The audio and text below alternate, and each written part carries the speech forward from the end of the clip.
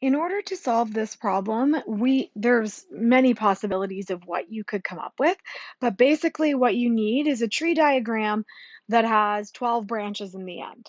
So you need to figure out a scenario where you're analyzing probability using a tree diagram, and in the end, there will be 12 branches.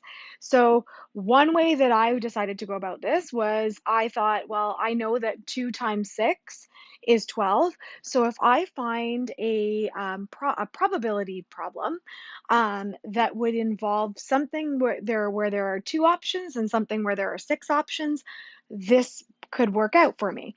So what I decided to do is I decided to look at a problem where there are a situation of a coin being flipped for heads and tails and a die being rolled for 1 to 6, because that problem would give me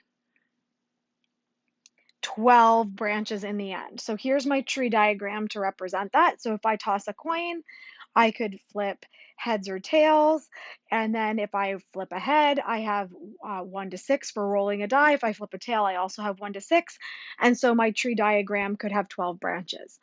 You may have also decided to do something where you had a probability or like three different options for the first column and four for the second, or vice versa, because 3 times 4 would also give you 12. So that would be another possibility. Maybe you're looking at spinners that have three different sections, and then maybe pulling a marble where there's four different colors. Something like that, where your final number is going to be 12.